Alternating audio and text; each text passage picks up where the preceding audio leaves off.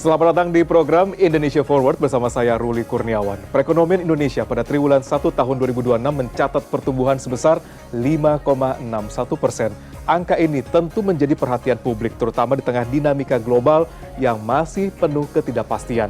Mulai dari tensi geopolitik, perlambatan ekonomi dunia, hingga tantangan di dalam negeri seperti isu pemutusan hubungan kerja dan daya beli masyarakat. Namun di sisi lain, berbagai indikator sosial ekonomi juga menunjukkan perkembangan yang menarik. Tingkat pengangguran terbuka dilaporkan menurun, dan lalu apa sebenarnya faktor utama yang mendorong pertumbuhan ekonomi Indonesia saat ini? Apakah pertumbuhan tersebut sudah cukup inklusif dan dirasakan masyarakat luas? Dan bagaimana menjaga momentum ini agar tetap berkelanjutan? Dan untuk membahasnya telah hadir bersama kita Kepala Badan Pusat Statistik Ibu Amalia Adininggar Widya Santi. Terima kasih Bu Widi sudah hadir di Indonesia Forward. Terima kasih kali ini. Sama-sama. Langsung Bu, saya langsung akan bertanya kepada Ibu terkait dengan data triwulan pertama nih. 5,61% ini menjadi sebuah, mungkin kita bilang torehan prestasi Bu. Bisa mencapai lebih dari 5,5%. Dan dari data BPS, apa saja perlu disampaikan ke masyarakat terkait dengan hasil 5,61% ini? Parameter apa saja akhirnya keluarlah angka yang bisa dikatakan cukup memberikan persepsi positif untuk investor lokal, global, juga buat masyarakat Indonesia. Baik, jadi Mas Ruli, kalau kita mengatakan bahwa ini adalah pertumbuhan triwulan 1, artinya ini adalah kondisi ekonomi Indonesia pada bulan Januari sampai dengan Maret 2026, yang kemudian pertumbuhan itu dibandingkan dengan Januari sampai dengan Maret tahun lalu. Nah, kalau kita lihat di dalam Januari sampai dengan Maret 2026, seperti yang tadi disampaikan oleh Mas Ruli kan, bahwa ekonomi Indonesia itu memang tumbuh solid 5,61%. Ini adalah pertumbuhan ekonomi triwulan 1 yang tertinggi sejak 2013. Kalau kita bandingin triwulan 1 dengan triwulan 1 yang sebelum-sebelumnya. Nah, pertanyaannya adalah kenapa? Ternyata hasil dari rekaman BPS, kalau dari sisi pengeluaran, itu kita menggunakan sekitar 2.700-an indikator, dan salah satunya adalah, ini salah satu ya, bukan itu the only one. Pertama, jatuhnya bulan Ramadan dan Lebaran, plus libur panjang Lebaran, itu semua berada di triwulan 1. Januari sampai dengan Maret 2026. Nah, kalau kita perhatikan ini, kalau kita lihat secara kasat mata, waktu bulan Ramadan, Lebaran, terus libur panjang setelah Lebaran. Nah, pada saat Ramadan saja kita melihat betapa tingginya konsumsi masyarakat, spending luar biasa, terutama untuk beli takjil, kemudian mengirimkan hantaran puasa atau hantaran takjil, hampers Lebaran. Nah, ini ternyata adalah salah satu yang menjadi pengungkit dari konsumsi masyarakat. Nah, kemudian juga kalau kita lihat banyak pedagang-pedagang yang memang sebelumnya tidak jualan takjil, pada saat Ramadan mereka berjualan takjil. Bahkan kalau kita ingat pada saat waktu dulu kan ada takjil war, dan juga buka puasa bersama, di mana restoran di mana-mana penuh, sampai kita sulit untuk kalau kita terutama di kota-kota besar, kalau kita ingin berbuka puasa, datang langsung susah tuh, harus booking dulu gitu. Iya, nggak bisa dapat tempat kan. Nah, itu salah satu fenomena konsumsi rumah tangga yang relatif meningkat karena memang momen Ramadan, Idul Fitri. Nah, bagaimana kalau dengan liburan panjang pasca Idul Fitri, itu kita lihat bahwa tingginya jumlah pemudik yang meningkat kalau dibandingkan dengan tahun lalu. Itu peningkatannya, kalau jumlah pemudiknya itu sekitar lebih dari 8%. Ini yang kita lihat dari data pemudik dari Kementerian Perhubungan kan. Nah, kalau rekaman BPS itu mengatakan bahwa wisatawan Nusantara kita itu juga meningkat sekitar 13%. Bahkan kalau kita lihat angkutan statistik transportasi, kita kan juga BPS mengeluarkan statistik transportasi ya. Angkutan kereta tumbuh 13,5%, lalu jumlah penumpang yang pergi dengan angkutan udara tumbuh 3%, bahkan angkutan penyeberangan, yaitu jumlah penumpang yang menggunakan angkutan penyeberangan itu juga tumbuh 14%, Pak. Jadi artinya selain konsumsi makanan dan juga jasa-jasa, terlihat juga adanya pergerakan masyarakat atau mobilitas dari satu tempat ke tempat lain akibat momen Ramadan, Lebaran, dan juga libur panjang pasca Lebaran. Nah, itu dari konsumsi masyarakat. Yang kedua adalah tentunya investasi. Kalau kita lihat dari komponen penyusun pertumbuhan ekonomi dari sisi pengeluaran, kan kalau pertumbuhan ekonomi itu atau PDB kita bisa ukur dari sisi pengeluaran, atau kalau dalam bahasa bahasa gampangnya dia adalah sisi permintaan. Habis itu ada sisi produksi. Ya, nah sisi produksi itu ya kita sebut dengan lapangan usaha. Nah di sisi pengeluaran itu selain konsumsi masyarakat, ada investasi, ada pengeluaran pemerintah, ada ekspor, ada impor.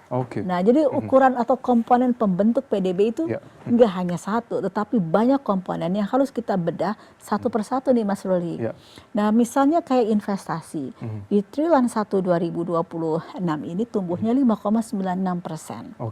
Nah, kemudian apa yang mendorong investasi ini tumbuh sampai 5,96%? Pertama adalah kalau kita lihat belanja modal pemerintah meningkat. Akibat pemerintah memang melakukan pembangunan seperti jalan, irigasi. Kemudian juga ada pembangunan konstruksi seperti koperasi Desa Merah Putih, dan tentunya juga ada beberapa bangunan yang memang menjadi bagian dari program pemerintah. Nah, kedua adalah impor. Kita melihat impor barang modal juga meningkat, bahkan kalau kita lihat realisasi investasi PMA dan PMDN tumbuhnya sekitar 7,22% di situ. Tinggi ya. Tapi kalau di ruang publik juga mengatakan bahwa peningkatan 5,61% juga diakibatkan ada government spending yang cukup besar, Bu.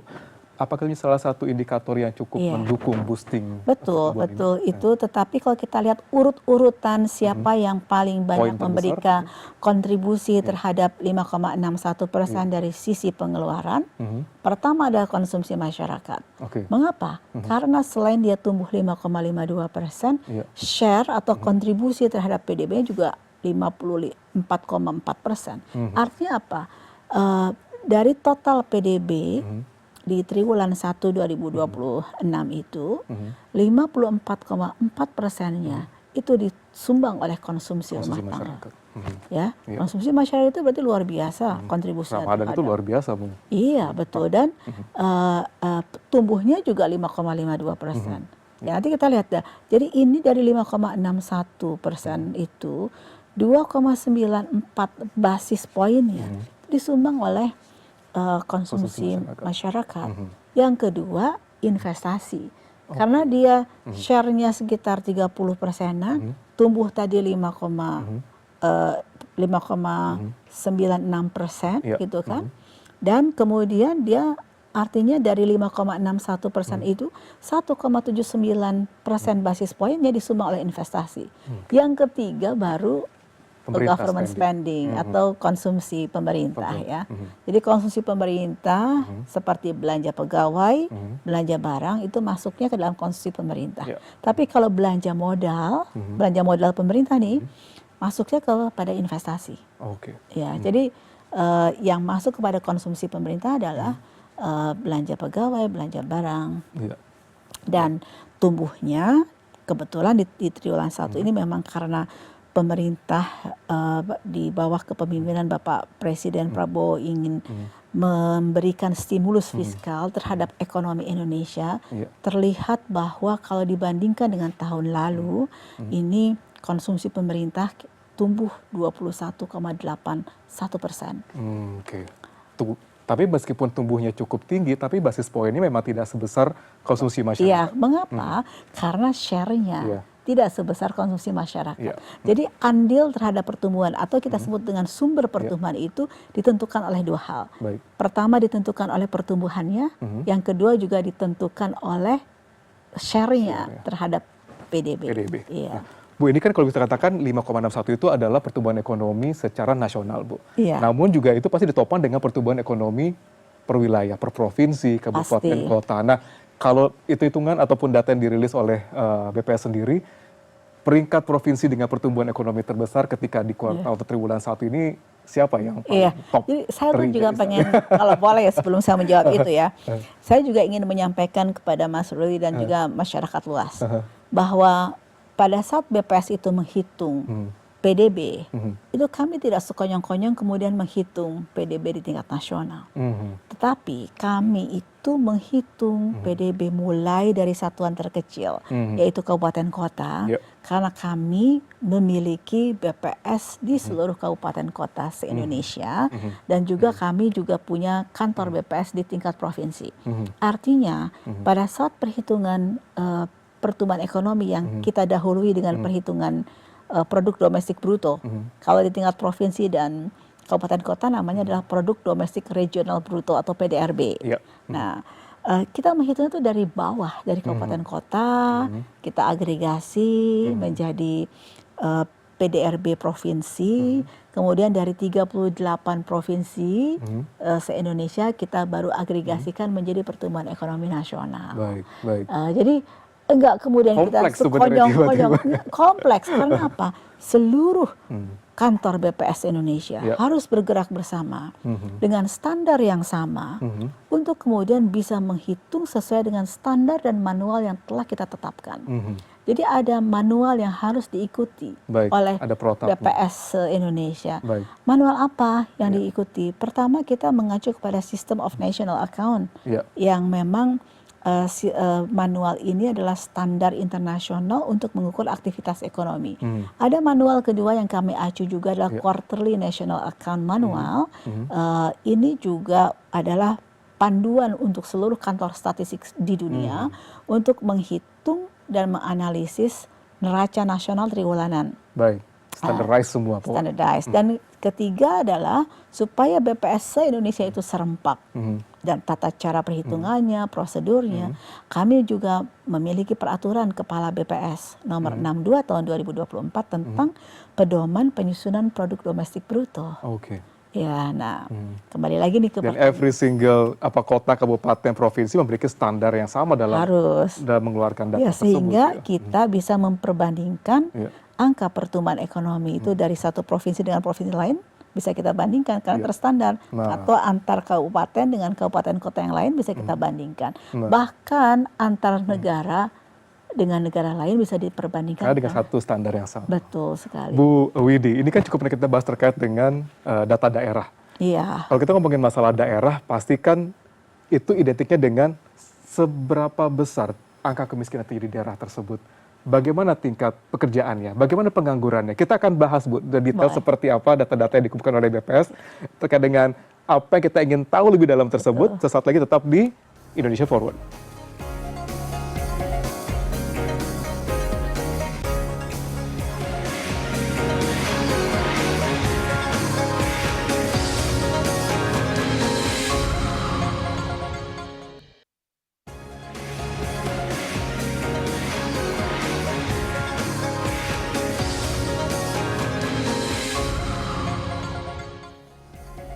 Terima kasih Anda masih di Indonesia Forward. Kita juga masih akan terus berbincang dengan Kepala BPS.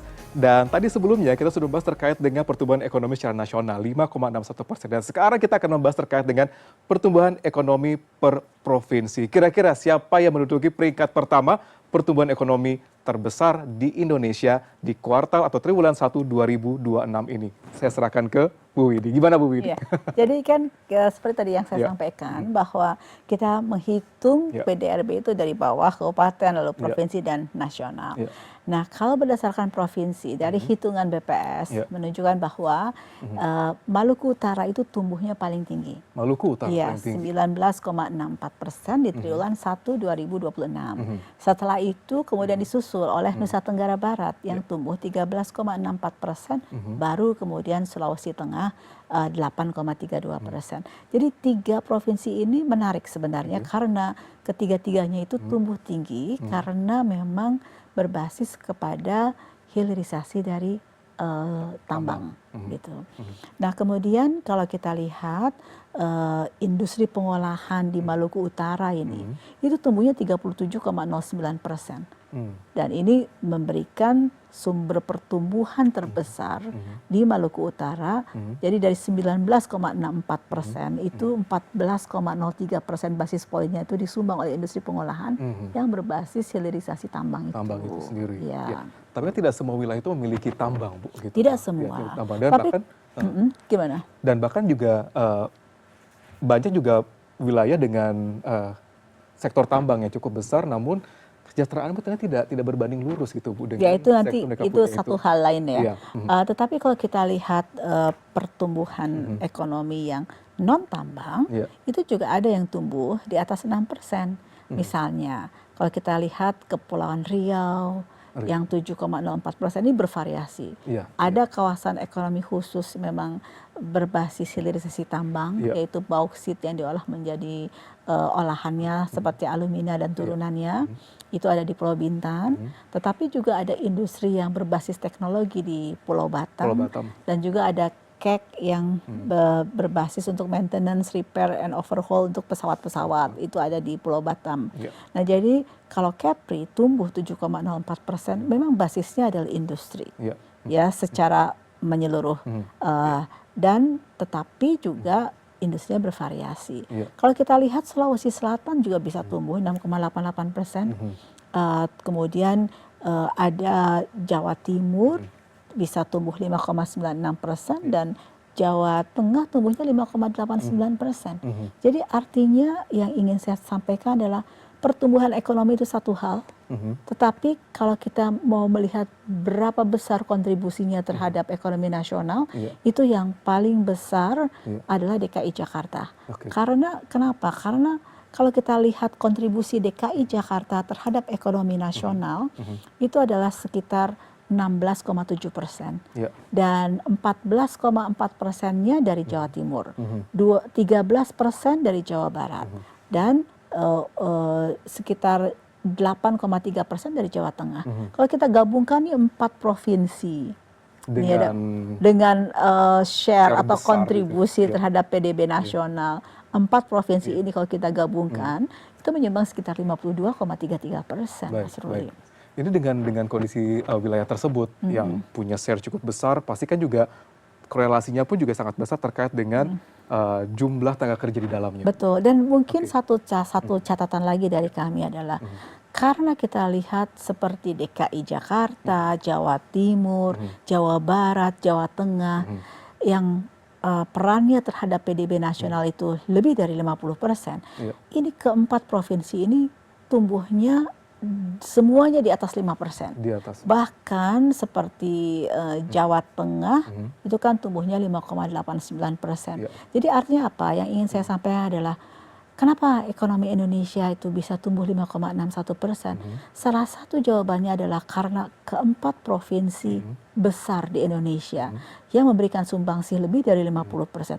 Tumbuhnya juga cukup tinggi, sangat tinggi bahkan di triwulan 1 2026 ini. Ini cukup menarik, Bu. Kalau kita lihat sama-sama juga BPS itu juga baru merilis angka tingkat pengangguran terbuka atau TPT menunjukkan penurunan, Bu. Iya. Kalau kita lihat kan 4 daerah tadi kan daerah dengan jumlah penduduk terbesar, Bu.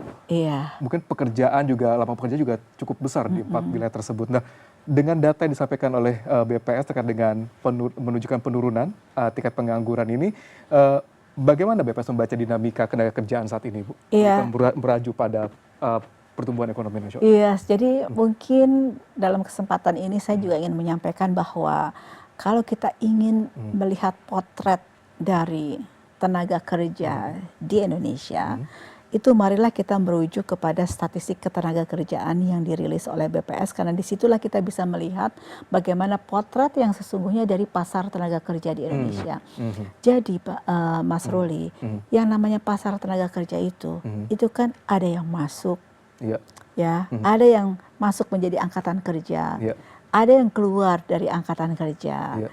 ada yang kemudian mendapat pekerjaan, Iya. ada yang mendapatkan atau yang kita sebut dengan kehilangan pekerjaan atau PHK, ada yang kemudian terserap mendapatkan pekerjaan baru, Iya. ada yang kemudian memutuskan untuk sekolah lagi. sehingga dia tidak menjadi bagian dari angkatan kerja. Iya. Nah, mekanisme yang kompleks ini itu perlu kita lihat secara utuh dan menyeluruh dalam statistik ketenagakerjaan. Oke. Jadi pasar kerja itu tidak bisa hanya dilihat dari PHK. Oke. Jadi kalau kita hanya melihat dari Sektoral sisi berarti kita PHK, lihat ya.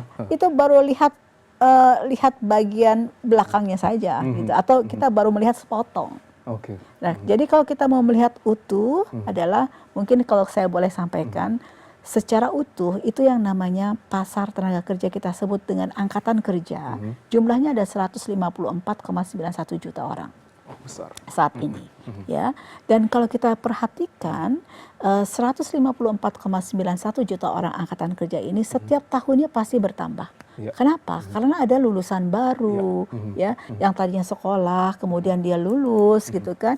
Nah, ini yang kita sebut dengan bahwa setiap tahun pasti angkatan kerjanya terus meningkat dan selama setahun terakhir ini jumlah angkatan kerja meningkat 1,86 juta orang dalam satu tahun. Baik. Ini kan juga lihat demografi Indonesia yang cukup besar sebenarnya di sana gitu. Nah, kalau melihat dari demografi struktur kita gitu Bu ya, saat ini berdasarkan data yang dirilis oleh BPS terakhir itu seberapa besar sebenarnya bonus demografi ini memberikan dampak besar terkait dengan. Tapi mungkin sebelum ke sana saya kalau mau atau Gen Z kita yang itu yang baru lulus dari kampus jadi cari kerja sekarang gimana nih Bu? Jadi kami kan juga baru mengeluarkan survei penduduk antar sensus yang kita sebut dengan SUPAS ya. SUPAS. Nah, SUPAS itu adalah untuk memotret dari bagaimana komposisi penduduk Indonesia dan juga jumlah penduduk. Nah, berdasarkan hasil SUPAS 2025 ini, penduduk yang tinggal di Indonesia adalah sebesar 285 juta. Nah, kemudian dari 285 juta ini ternyata 55,7%-nya tinggal di Pulau Jawa. 22%-nya tinggal di Sumatera. Tapi kalau tadi yang Mas Ruli tanyakan bagaimana sebenarnya komposisi umur. Ya, dari penduduk kita. Jadi ternyata yang menarik adalah sekitar 25% dari penduduk Indonesia itu adalah Gen Z. 25%. 25% sekarang. Dan kalau kita generasi milenial itu kira-kira 24,3% dari penduduk Indonesia. Dan post Gen Z atau anak yang berumur kurang dari 12 tahun itu kira-kira sebanyak 19,65%. Besar juga sebenarnya. Iya. Kalau seperti kita ini Gen X ya. Gen X bagian milenial Pak. Milenial masih masuk lah Bu saya. Iya. Kalau saya Gen X nih itu 19,7% aja. Nah, tapi kalau milenial tadi 24,34%. Jadi cukup banyak temannya Mas Ruli nih di yang masih millennial. Memberikan kontribusi untuk pertumbuhan ekonomi. Iya. Tapi kembali kepada statistik ketenagakerjaan ya. Jadi kalau saya boleh sampaikan bahwa tentunya di dalam statistik ketenagakerjaan tadi selain kita mengukur jumlah angkatan kerja, berapa juga kita juga mengukur berapa orang yang bekerja. Jadi yang bekerja itu sekarang ada 147,67 juta orang yang bekerja. Dan jumlah yang bekerja ini meningkat sebesar 1,9 juta dibandingkan dengan tahun lalu. Jadi ada yang masuk 1,86 juta, tapi yang terserap 1,9 juta. Artinya apa? Yang tadinya menganggur itu juga mendapat pekerjaan lagi. Ini menarik. Ada satu lagi nih. Kan mungkin sering kita mendengar tentang PHK. Ya kan? Kan tadi saya sudah sampaikan bahwa PHK ada beberapa sektor yang sekarang sedang struggle juga. Ya, PHK itu adalah kalau kita hanya melihat pasar kerja dari PHK, itu adalah kita baru melihat sepotong, belum melihat secara utuh. Mengapa? Karena kami punya catatan bahwa betul kalau ditanya apakah ada yang PHK, betul ada yang PHK. Kalau dari catatan survei ke Angkatan Kerja Nasional yang dilakukan oleh BPS di bulan Februari, itu tercatat ada 196.700 orang yang terkena PHK.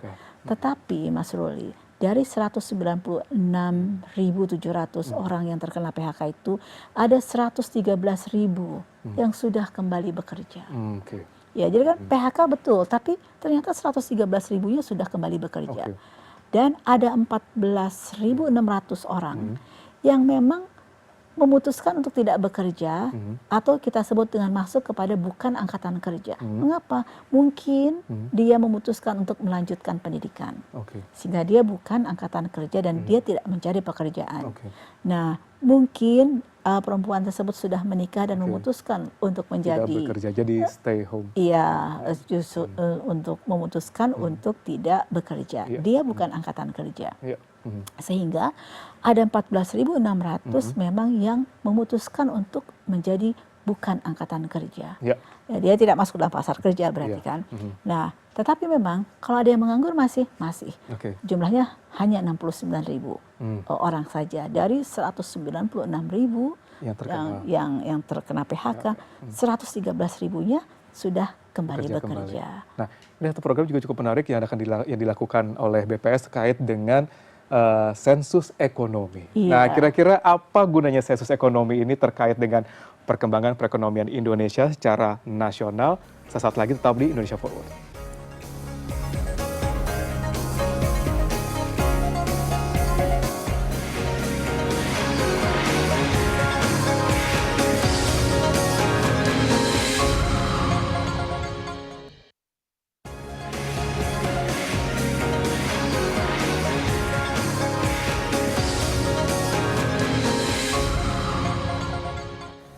Anda masih menyaksikan Indonesia Forward bersama dengan Kepala BPS, Ibu Widi. Bu Widi, saat ini BPS sedang melaksanakan sebuah program sensus ekonomi. Apa itu sensus ekonomi dan parameter apa yang ingin dikejar dengan BPS dengan adanya sensus ini, Bu?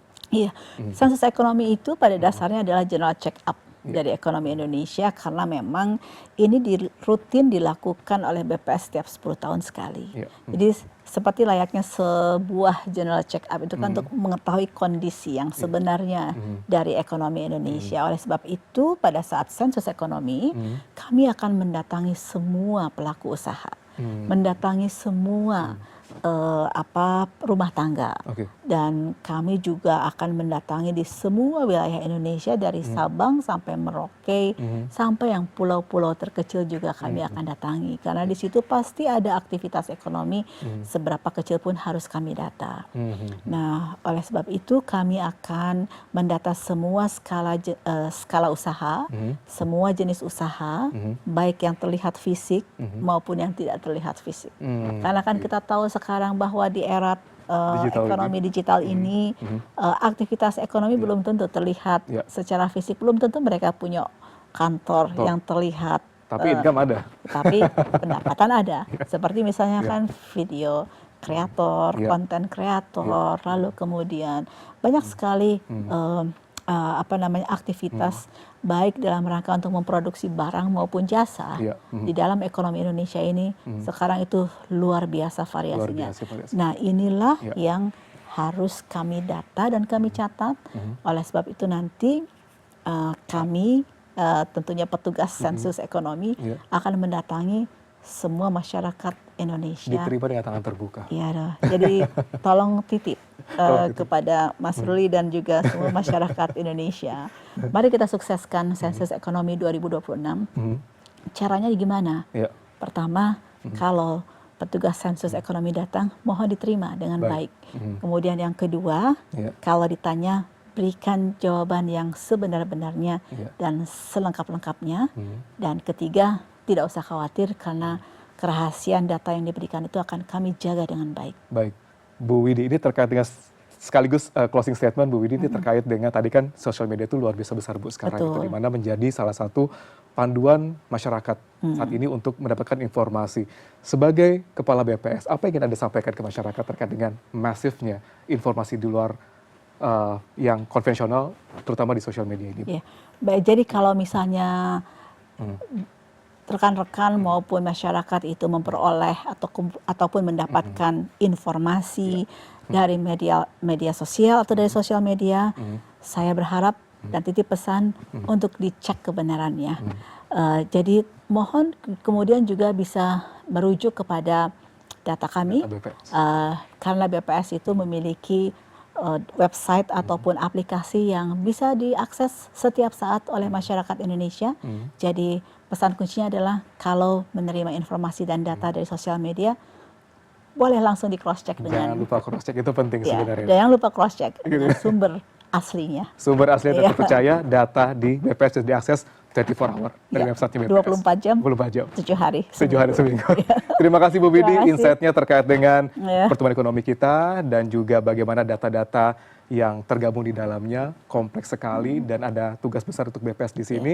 Dan dari perbincangan ini kita bisa memahami bahwa data yang kita pertumbuhan ekonomi ini tidak hanya soal angka yang tinggi, tetapi juga bagaimana pertumbuhan tersebut mampu menciptakan lapangan kerja, menurunkan kemiskinan, dan meningkatkan kesejahteraan masyarakat secara merata. Tantangan tentu masih ada, namun data menjadi fondasi penting agar kebijakan yang diambil tepat sasaran dan mampu menjaga optimisme ekonomi nasional. Itulah mengapa sensus ekonomi akan digelar dalam waktu dekat ini sangat diperlukan. Terima kasih kepada Kepala Badan Pusat Statistik, Ibu Amalia Adininggar Widya Santi. Atas waktunya saya Ruli Kurniawan undur diri. Terima kasih, sampai jumpa.